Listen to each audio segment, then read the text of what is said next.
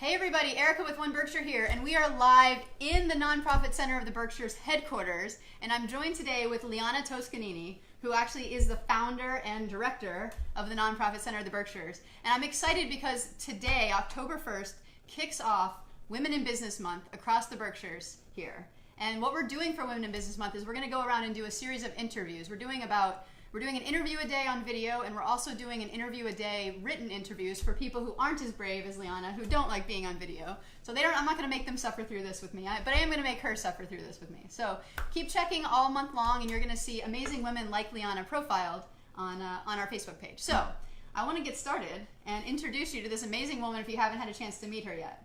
Thank you for making me do this. Yes. These are fun. So here we are. The Nonprofit Center's almost 3 years old. Awesome. And it's going pretty well, all things considered. It all came about, it's a good story how it came about. All these ladies in the grocery store kept coming up to me and asking me for help, and I thought, do I have a sign on my head that says I'll write your grant for you, or I'll write a press release for you? And after a while, it really did seem like this could be a business, and that's sort of how it started. I thought, if I just do this in the fruit aisle of the grocery store, I won't be able to help that many people. But if I systemize it somehow, I'll be able to do this and reach a lot more people. And we have 1,000 nonprofits in Berkshire County. Oh. So there's a lot of people to help, so to speak. And so I've had to really be systematic about it. But it's we are becoming the experts in educational workshops for nonprofits. We've really roped in a lot of retirees and sort of senior executives who want to share what they do, and that's been really fun to make that connection for people. Yeah, we have a lot of talent right here in Berkshire County, and they just need to get connected. So I'm a connector, you're a connector. We know about this. Yes. It takes a lot of work, but the end result is so gratifying because the people who take the classes really feel like they're learning the things they need to learn in our nonprofit world, and the people teaching get so much more out of it. They're so happy to share, but they learn in the process as well, and then they're connected later on. Yeah. So and that's just one of the things we do. But well, let me jump in, because I've noticed one thing. It seems that the content you're delivering is so relevant to exactly what nonprofits need. So it's very clear to me, in looking at your events and your workshops, that you get nonprofits.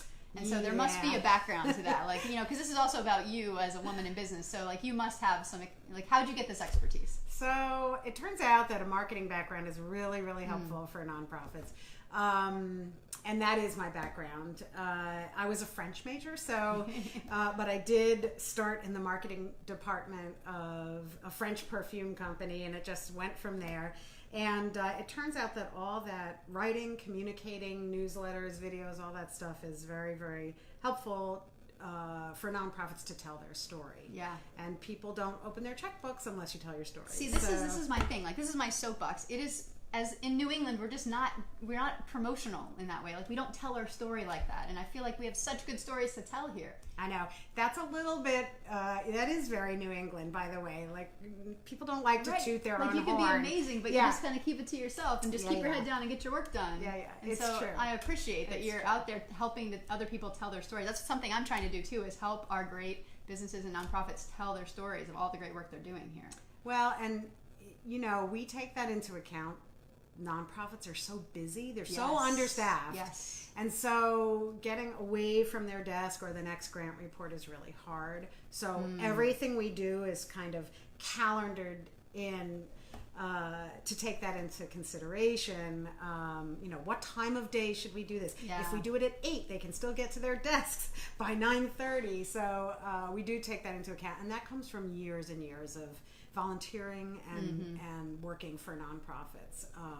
So I just kind of bailed on the corporate world when I was in my late 30s, and I had moved here, and it was all around me, and I was helping so many organizations and having such a good time doing it and making lots of friends and realizing what an amazing community we have. And so this is just an extension of that, of 20 years of volunteering and working in the nonprofit world. And I'm still using all my marketing background. We do a number of publications, and that, those are easy for a marketing person. And the fun of that is just including all the different voices. So we are lucky in our county. We have really good media that tell the story of nonprofits more often than they used to, it seems. So nonprofits have a lot of ways of getting out there, and we just kind of facilitate that a little bit. Nice. Okay, I'm going to bring it back to you again, okay? Because I want to profile you as this amazing woman in business. So what I like about this organization you've started is that it brings together all this nonprofit experience you have in volunteer work with your entrepreneurial background. And we've talked about this before, that you've been an entrepreneur many times in your career. You've started a variety of businesses, and I was wondering if you could just tell us a little bit about you as entrepreneur. It makes me feel really old because I somehow have managed in my lifetime to start a few businesses. So if you were here 10 years ago, you would have come to my linen and gift shop in Great Barrington, which was an extension of my corporate life in the home textiles world. And when I was very young, it seems like I started a menswear company. My friend was the designer, and I was the rest of the company, and that was in New York City. So it was very, very, very exciting. Just when menswear was beginning to get funky. Wow. In the late '80s, early '90s. So I have done this several times, for sure. What brought you from New York City to the Berkshires? We actually were looking for an affordable house, which I know is laughable now given what we know about our demographics and our issues. But at the time, we couldn't afford anything in the New York City area.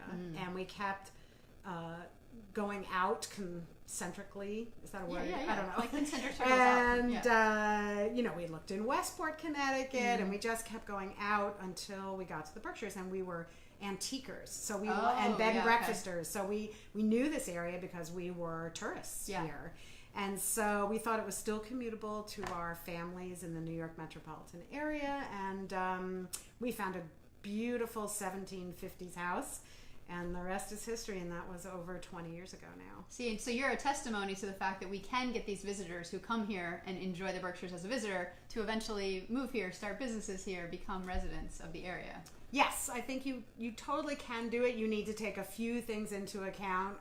You should probably come with a little money in hand just for the propane tank or the new roof or whatever it is that you need on an old house. But it is entirely doable if you're willing to trade the fact that you never have to lock your house or your car, right, with a big income. Or sit in traffic. You never have to really do that either. And every drive is a beautiful drive, no matter where you have to go. So it's there's a quality of life here that's really phenomenal. I'm actually surprised more people don't move here. In fact, and people have asked me how did you do it? I did commute to New York City for many years, and then that just got old. So nice. So I want to talk also about in that career trajectory you've had. I'm sure you've run across an obstacle or two. And if there's any aspiring women in business here, I'd love for you to share some wisdom of what are some obstacles that you've had to overcome, and how have you done it? So I mean, as with any startup, there's always going to be some skeptics. Interesting. So yes, being a startup in any type of business, you have to have some oomph.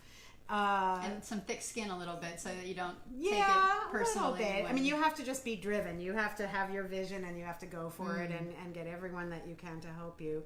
But the one thing I think is interesting is that unconsciously, people sometimes don't take women entrepreneurs very seriously, particularly if you're 5 feet tall. It's totally unconscious. People don't mean to be skeptical, but I have faced that many times because I'm short and I'm a woman, and people just don't take me seriously.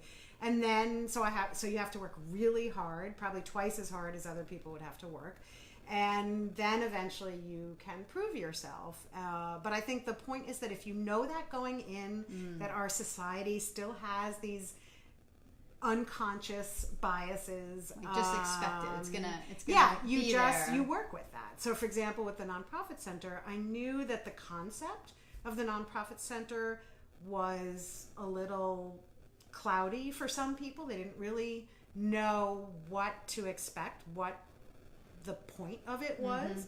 And I knew that I had to have something very concrete right off the bat, which is how the Giving Guide got started. Oh, interesting. Again, my marketing background, Yes. I created a publication that people can hold in their hands and learn all about nonprofits and have a directory of all 1,000 Wow. nonprofits by category. And this book proved really useful. It's on everyone's shelf. People use it in so many ways. And again, it's that thing that you can hold in your hand that says, oh yes, the Nonprofit Center is real. That's such a great nugget of wisdom of bringing it concrete so that people can get on board with your vision, because they can't always see it in your head the way you see it in your head. Exactly. Give them something concrete, and then you create some space to be able to keep visioning. And that concrete thing will be different, right, Yeah. for different nonprofits and different businesses. But if you strategize that way from the beginning, you can, at that point in a startup, everything's priority. You just have to move the priorities that people can really understand easily up to the top, and then the rest is easier. Yeah. Do we have a copy of that Giving Guide? We we didn't do, grab one we and bring it do. over. I would love to show everybody what that looks like. And you have a new one coming out, right? Yes. So tell me timelines. So this is the This was Giving the past Guide. Giving Guide from last year. It looks like this. You might already have a copy of this. And so the new one comes out in November. Okay. And we're excited because this past year we had 70 nonprofit profiles, which are full pages that describe everything you could want to know about a nonprofit. And the point of that is to get into the hands of volunteers, people who want to maybe donate, give back in some way, and give them the information that they need to say, oh, I want to volunteer there. I love what these people are doing. I'm going to go to their next event. Right. And so this book is very helpful to those people. It's sort of in lieu of a county-wide volunteer center, Right. a physical center. And so last year we had 70 nonprofit profiles, and this year we have 110. Wow. So it's Nice. really going to be a chunky book this year, and it's free. It's distributed all over Berkshire County, so it's my way of giving back, and it makes giving back for everyone a little easier. Nice. All right, so I have two very specific questions. You've already given some words of wisdom, but if you were looking at this and you were speaking to, like, more of, you put on your mentoring hat for a second, and if you were to give advice to the next generation of women in business, what wisdom would you share with these? So I actually employ the next generation and have been for a while now, and I think that I would say not to overrate this I can have everything philosophy, because the truth is, to succeed in business you have to work really hard and you have to make a few concessions. And I don't want to advocate for not making time for your family or not exercising, but hard work today is the same as hard work 30 years ago. Things haven't changed that much, but I think the philosophy today is that work is 9 to 5 and you're out of there, and it's all about balance, and I think that's great. But people will definitely notice if you give it the little extra and stay late once in a while, whatever you need to do to get the job done. And I think that commitment and that work ethic still holds true today, because don't forget, everyone who's an employer is now my age. We had to work. We had to work up the ladder. We had to really prove ourselves in order to get to a certain level.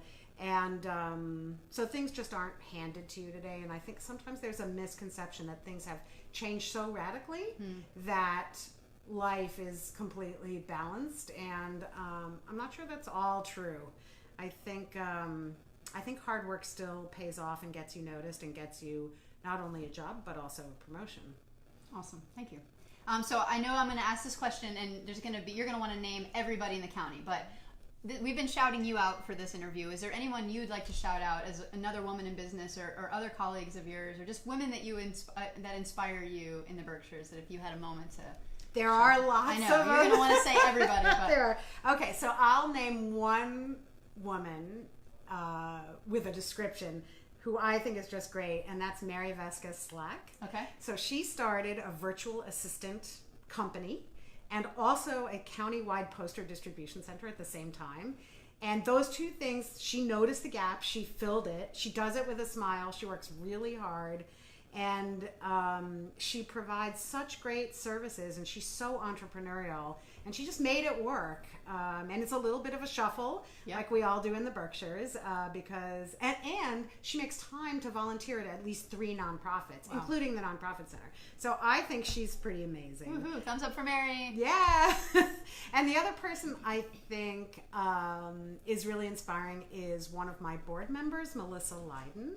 She is an investment broker, and she partnered with other very experienced brokers to do socially responsible investing. She just decided to kind of put all her efforts where her values were. And she's also a startup, and she seems to be making it work, and it's pretty impressive. I like the idea, I relate to the idea, and it relates directly to what I do, because the Nonprofit Center helps a lot of other nonprofits doing the kind of work Socially responsible. Right, that many people want to invest in. So cool. It's a nice relationship, so to speak. It makes sense for her to be serving on this board because it totally relates to everything she's doing as a new business. There we go. Nice. All right, well, we're going to wrap this up, but I want to thank Liana for being our first women in business to kick off our month. And a final congratulations, because you were a Trendset Award winner. Yes, just that was so exciting in September. So that was so much fun. When we walked in, we saw her trophy here on the wall. So it's nice to see that. And you're doing great work, and the community's seeing it and recognizing it. So thanks for being here in the Berkshires and representing women. Thank you. All right, see you guys next time.